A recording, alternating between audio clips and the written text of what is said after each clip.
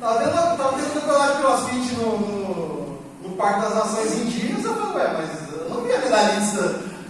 A medalhista não era essa. Mas legal, bom saber também que tinha esse esporte aí, não assisti. O Lucas não vai poder ficar hoje com a gente, então, Marcos, faz as honras hoje aqui pra mim.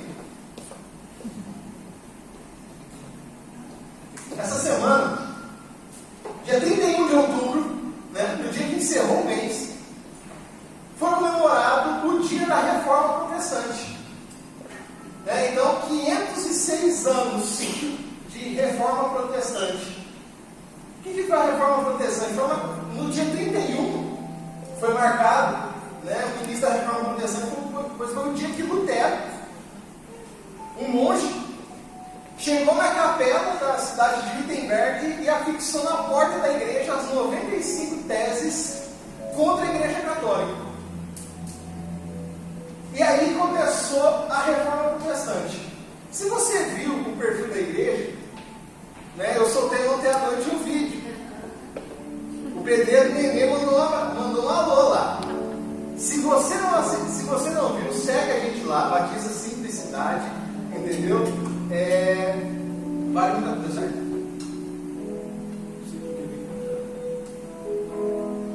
Olha só. Quer que eu coloque meu?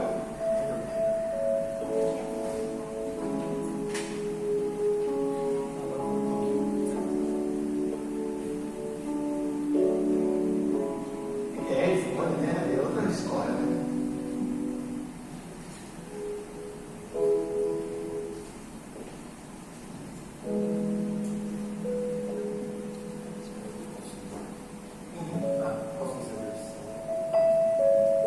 Falar sobre a reconstrução da fé e o que o pedreiro Nenê, ou também conhecido como Neemias, falou. Então, hoje você pode ficar tranquilo, porque hoje eu não vou pedir para você, eu não vou falar para você, eu sabia, e depois eu falar assim, não, olha só, não, hoje eu não vou fazer isso, hoje todos os textos estão aqui, tá, gente? Então, eu quero começar lendo com você Neemias 2:17, que diz assim: então eu lhes disse, vocês estão vendo a situação terrível em que estamos? Jerusalém está em ruínas e suas portas foram destruídas pelo fogo. Vem, vamos reconstruir o muro de Jerusalém para que não fiquemos mais nessa situação humilhante. Então o que acontece?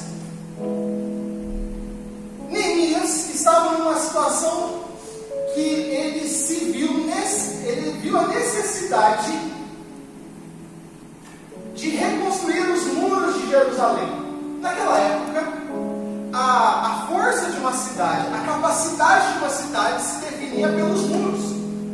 Então Neemias, ele sabia que Jerusalém estava destruída, então ele quer voltar e reconstruir. Então, já que nós lemos esse texto, feche seus olhos, vamos orar mais uma vez. Senhor, nós estamos diante da Tua Palavra, Deus, e nessa manhã, como nós lemos já tantos versículos e leremos outros tantos, Pai, que Deus, Santo Espírito fale o nosso coração, que nós possamos estar abertos a entender aquilo que o Senhor tem para falar a nós nessa manhã. Deus, essa é a minha oração, em nome de Jesus. Amém. Então o que acontece? A nação de Israel tinha sido levada em cativeiro pela Babilônia.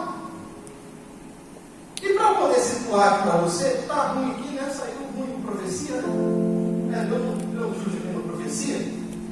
Mas o que aconteceu? Profetas, antes do exílio acontecer, profetizaram. Profetas Jeremias, Isaías e Miqueias falaram que viria a Babilônia. E realmente depois veio e aconteceu. Esse cativeiro durou 70 anos. É nesse cativeiro que Daniel é levado. Você pode ver que tem esse cara forte aí, entendeu? Porque ele não quis comer a comida do rei, quis comer as hortaliças, as verduras, e ficou maromba. Ficou bodybuilder. Então, é nesse cativeiro, para a gente poder entender.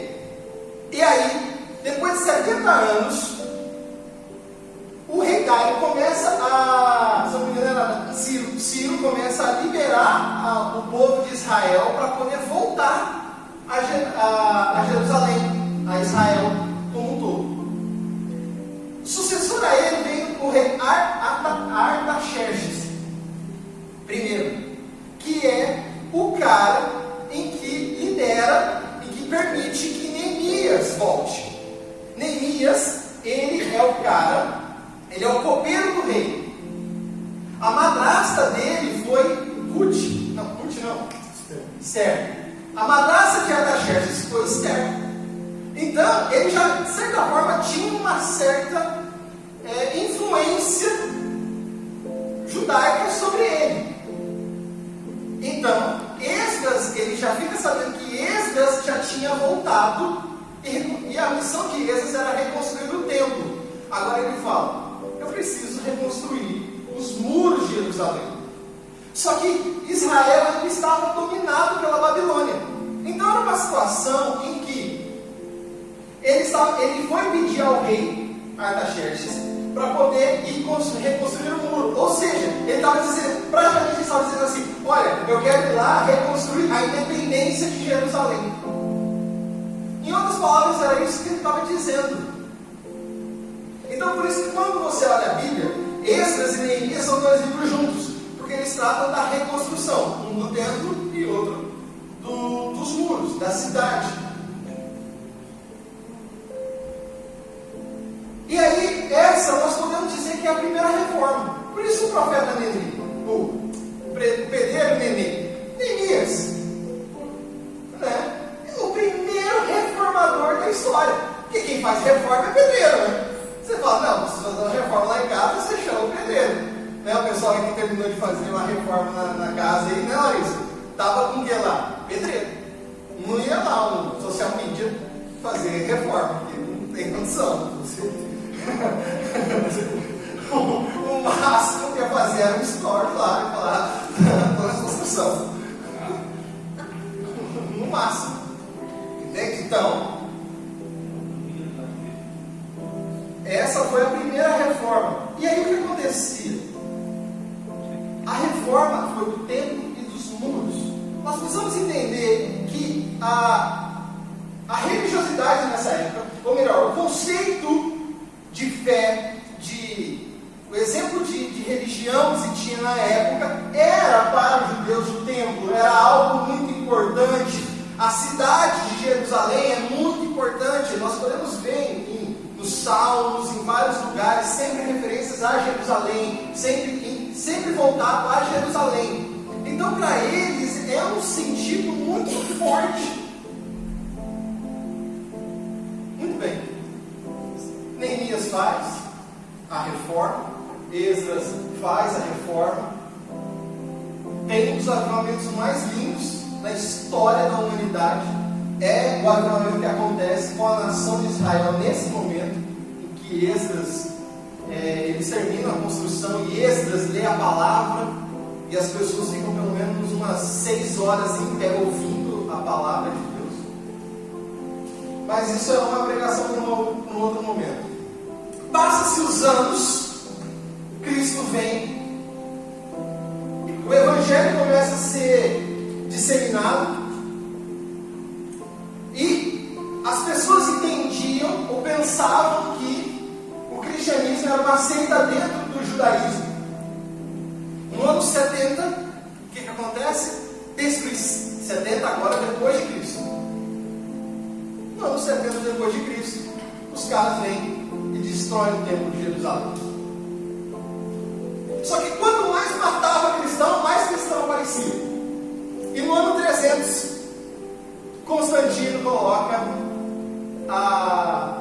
o cristianismo como a religião do império. Agora o cristianismo se torna estatal. Agora o cristianismo está no poder. Então, após isso, surge a Igreja Católica Apostólica Romana.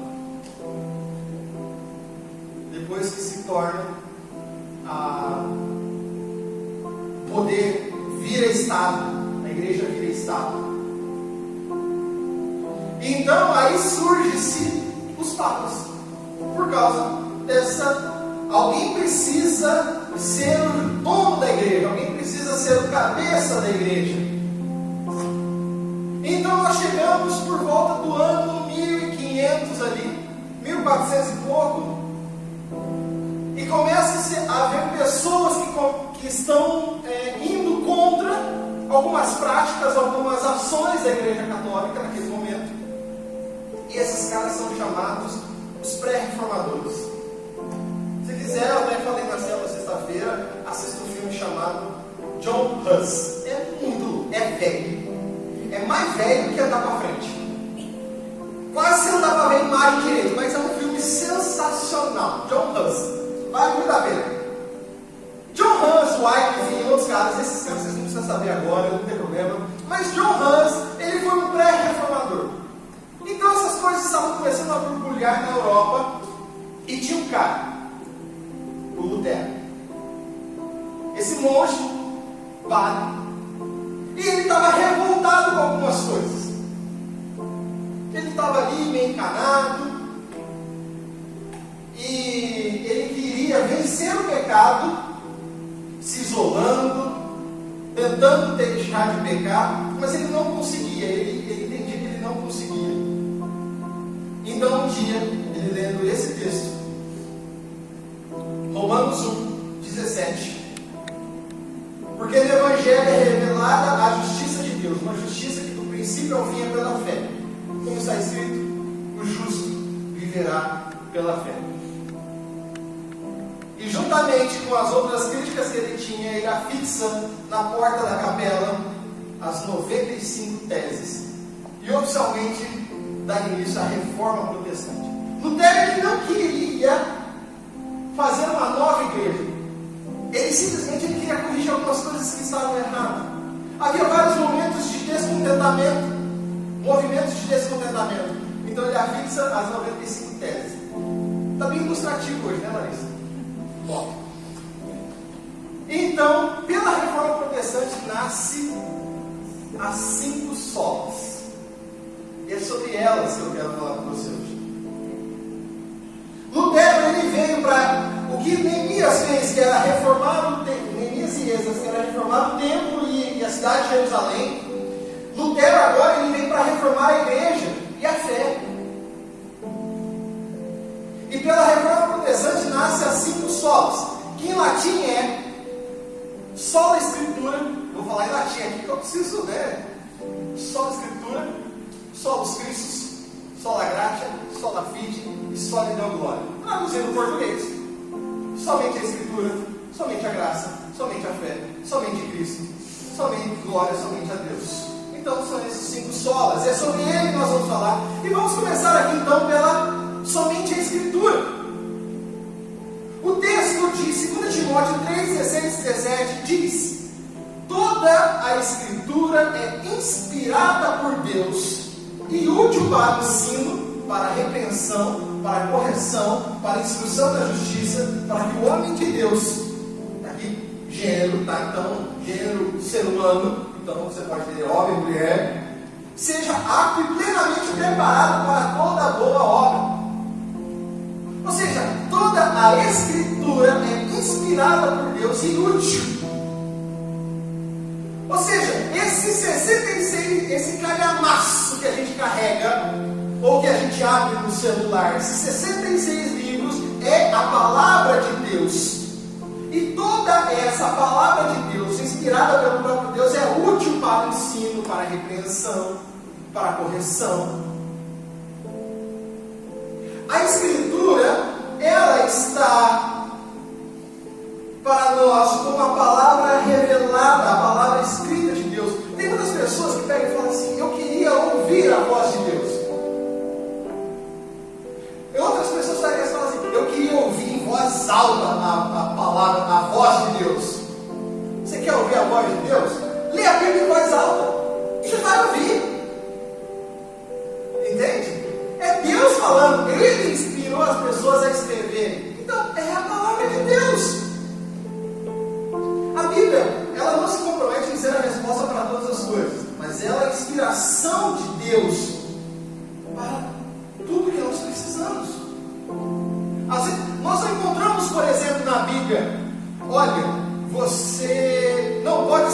viciado em internet. Você não pode ser viciado em tal e tal coisa. Não, mas ela fala sobre vícios. Entende? Então, ela serve como princípio se nós podemos aplicar para a nossa vida.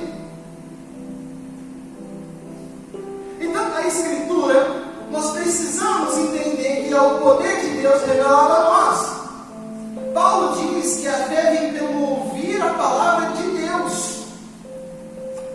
Ou seja, se eu e você nós temos um chamado para pregar, nós devemos falar da palavra.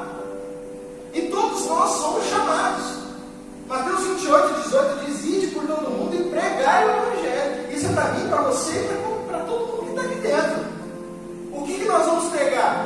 A palavra. Eu cresci ouvindo uma frase, e essa minha avó gostava demais: Lucas, veja bem o que você fala, porque a palavra tem poder. Olha o que você está falando, menino. Minha avó falava assim: olha o que você está falando, menino. As palavras têm poder. Muito bem. A palavra que tem poder é a palavra de Deus.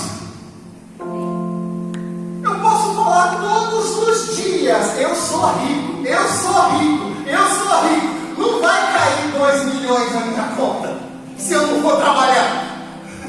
Entende? Então a palavra que tem poder é a palavra de Deus, porque ela opera em lugares onde a gente não pode atingir, que é no coração do ser humano. Nós levamos a mensagem. Se o coração vai receber ou não, é uma outra história. O nosso dever é pregar a palavra. O fundamento da reforma protestante e os que vieram após Lutero quiseram e firmaram isso, era um compromisso com a autoridade da palavra de Deus. Enquanto os religiosos da época, eles defendiam a autoridade da hierarquia da igreja, os sacerdotes tinham esse poder, os reformadores, eles defenderam a centralidade das Escrituras. Então, nessa época de Lutero e dos caras ali, a palavra de Deus estava em pé de igualdade com o sacerdote. Imagina só. Aqui não, porque a gente não. O colegiado de pastor também não.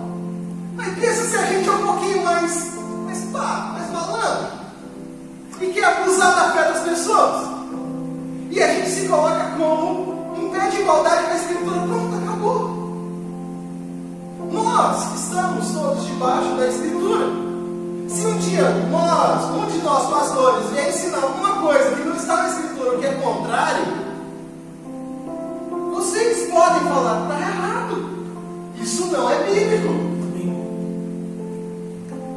Porque a Escritura está sobre nós. E a Escritura nos mostra a Cristo, a segunda só. Somente Cristo. 1 Timóteo 2,5 diz: pois há um só Deus e um só mediador entre Deus e os homens, o homem Cristo Jesus. Ele veio em carne, ele era Deus e se tornou carne, e cumpriu tudo o que era necessário. Esse princípio enfatiza que Jesus Cristo é o único mediador entre Deus e os seres humanos. Não há necessidade de intermediários humanos para se achegar a Deus. Ele é aquele que nos leva a Deus. Ele é aquele que trouxe Deus a nós. No momento da morte de Jesus na cruz, o véu se rasga de alto a baixo. Uma atitude de Deus. Aquilo que anteriormente somente o sumo sacerdote podia entrar no Santo dos Santos, onde representava o lugar onde estava a presença de Deus, separados por um véu. Agora Deus rasga de alto a baixo e Deus vem ter comunhão com as pessoas. E esse caminho é Cristo. Por meio de Cristo nós temos acesso a Deus e Deus tem acesso a nós. Nós não precisamos de outra pessoa. Toda a Escritura direciona a adoração a Deus. Ele é a manifestação do próprio Deus. Todas as seitas e heresias que surgem estão sempre relacionadas com Cristo. Eles sempre apresentam um problema em Cristo. Certa vez, eu até contei para o Leandro essa semana, certa vez eu estava em Lins, e aí apareceu um rapaz falando que ele tinha um conceito errado sobre Cristo e a Trindade. Ele falava que a Trindade não existia. Eu falei, é? Só que ele não falou direto para mim. Ele falou para os amigos dele. Ele falou isso num sábado, na quarta ou quinta, essa conversa chegou na minha orelha. No sábado, eu fiz uma pregação e preguei sobre todos os textos onde fala sobre a Trindade. Onde mostra Deus Pai, Deus Filho e Deus Espírito Santo. Eu falei, então, e aí? Todas as vezes em que algum pensamento vem complicando alguma coisa sobre Jesus, você pode ter certeza, é uma assim. Não teve algum problema, vai ser Jesus, é sempre, pode retirar. Então nós precisamos entender muito bem tudo aquilo que está envolvido acerca de Jesus e o que a Escritura fala sobre Jesus. Para poder identificar uma seita da heresia, você começa por Cristo. É o ponto número 1. E por que eu coloquei Cristo em segundo lugar aqui? Porque a primeira é a Escritura, você precisa entender a Escritura. Onde você vai buscar referência sobre Cristo? Na Bíblia. Não é no devocional lá do aplicativo. Não é no Google, nem no ChatGPT. Embora ele possa ajudar um pouco, mas às vezes pode ver alguma coisa errada. Mas não é lá, é na Bíblia. Terceiro lugar. Então, nós entendemos que a Escritura está sobre nós, e a Escritura mostra que Jesus Cristo é o único que deve ser adorado, exaltado. Então, nós entendemos que somente a Escritura, somente Cristo, então nós precisamos entender que por Cristo somente a graça. Efésios 2, 8 a 9 diz: pois vocês são salvos pela graça por meio da fé. Isso não vem de vocês, é dom de Deus, não por obras para que ninguém se glorie. Vamos dar esse texto, vamos trazer aqui para a nossa realidade um pouquinho melhor. Pois vocês não são salvos pela graça por meio da fé. Isso não vem de vocês, é dado por Deus, é entregue por Deus, não por obras para que ninguém se glorie. Ou seja, a graça, ela é favor imerecido. A misericórdia é Deus não nos dando aquilo que nós merecemos. Ou seja, nós merecíamos o inferno porque nós somos pecadores, mas pela misericórdia de Deus nós não recebemos isso. Beleza? Nós não merecemos a salvação, mas por graça Deus nos dá a salvação. Maravilha? Então a graça, a misericórdia é uma graça de Deus, porque nem a misericórdia nós merecemos. Entende? Não é por merecimento. Eu e você, nós nunca vamos fazer nada para alcançar a salvação. Nada. Cristo fez. A diferença entre o cristianismo e todas as outras religiões é que todas as outras religiões elas dizem que você tem que fazer alguma coisa para alcançar a salvação. Você tem que fazer alguma coisa para ser salvo. No cristianismo não. Cristo fez. Então, eu sou salvo. E por isso, eu tenho gratidão. Então eu faço. Entende? Eu faço por gratidão, não por obrigação. É diferente. Eu dei um exemplo. Imagina, Marcos, a sua conta no banco hoje está menos de 3 milhões de reais.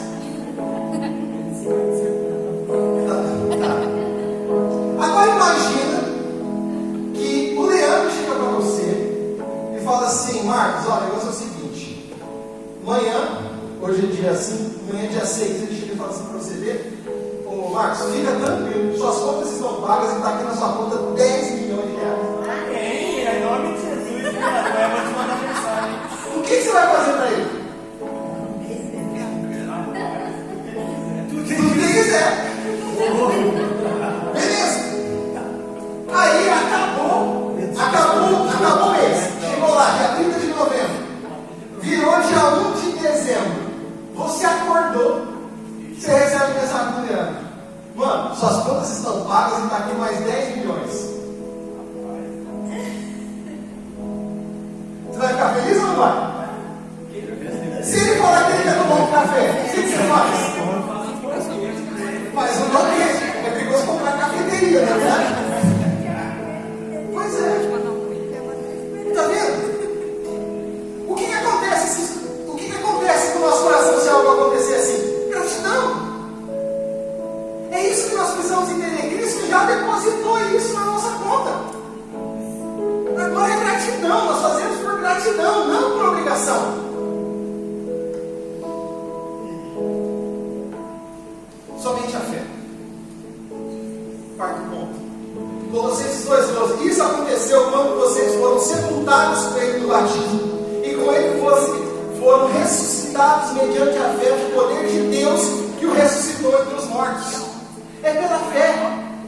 Em Hebreus 11:1 diz que a fé é o firme fundamento. Ora, a fé é a certeza daquilo que esperamos e a prova das coisas que não vemos. A fé é a certeza. A fé é a certeza. Mas podemos pensar que todo mundo pode ter certeza na vida. Em outra definição, na internet, podemos encontrar que a fé é acreditar. Então a fé é muito simples, mas ao mesmo tempo muito complicada para se definir.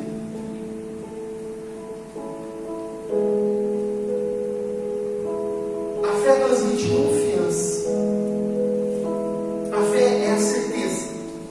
Então, quando eu falei em outra pregação sobre a fé, que a fé é firme, como esse chão que a gente pisa.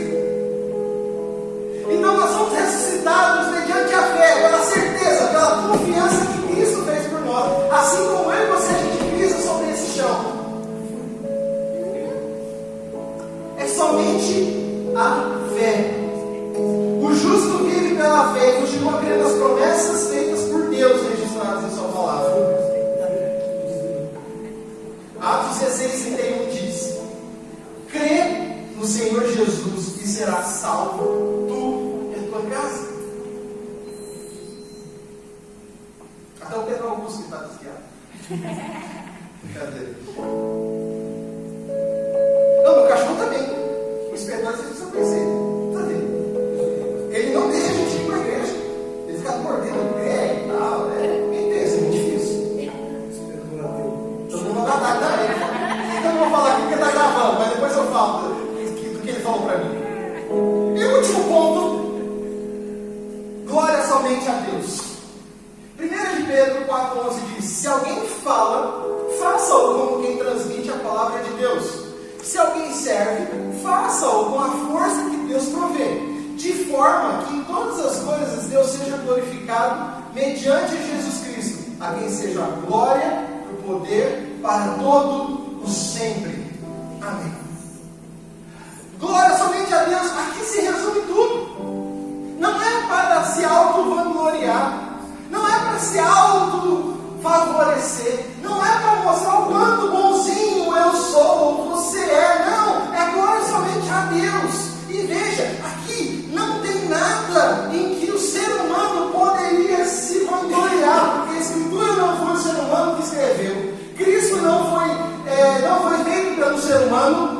Nossa, aqui veio por Maria, mas foi por ação do Espírito Santo de Deus.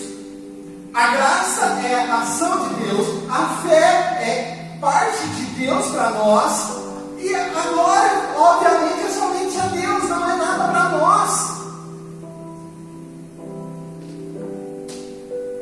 Ou seja, tudo está relacionado de uma forma muito simples. A centralidade de Deus e da Escritura na vida do cristão. É isso que a Reforma Protestante veio trazer. depois disso, depois da reforma protestante, cada um veio e foi fazendo uma reforma diferente. Isso aí, o pastor César fala lá na cena essa semana. E eu vou falar lá na minha. O porquê que, por exemplo, a gente leva o nome de igreja batista e não de igreja presbiteriana, de igreja quadrangular? Tem um motivo. Foi fruto da reforma. Por que o nosso batismo é por imersão? Porque a gente dá um caldo, que nem a Mércia deu um caldo esses dias. Por quê? Por que não é só uma aguinha na cabeça? Tem todo um motivo. Mas, indiferentemente do que seja, se a forma do batismo não é tão importante, a forma de culto não é tão importante, a forma de governo não é tão importante, se nós estivermos firmados nesses 5 pilares da reforma protestante: somente a Escritura, somente Cristo, somente a graça, somente a fé e a glória, somente a Deus. Nós, como igreja, precisamos entender isso. É muito interessante que a reforma protestante ela produziu alguns documentos muito importantes. E um deles foi a Confissão de Fé de Westminster. Westminster fica em Londres. Então os caras se reuniram lá e fizeram um documento. E tem o documento, que é a Confissão de Fé, e tem o Catecismo. E no Catecismo tem algumas perguntas. E a primeira pergunta do Catecismo de Westminster é: qual é o propósito do homem? Qual é o meio do seu propósito? Glorificar a Deus e ter prazer nele. Glorificar a Deus e ter prazer nele. Em 2023 nós precisamos de uma reforma. Precisamos reformar a nossa fé, o modo em que nós cremos. Precisamos reformar o nosso coração. Um lema da igreja reformada é: uma igreja reformada sempre reformando. Eu e você precisamos estar em contínua reforma. Feche seus olhos. Deus, nós estamos diante de tantos textos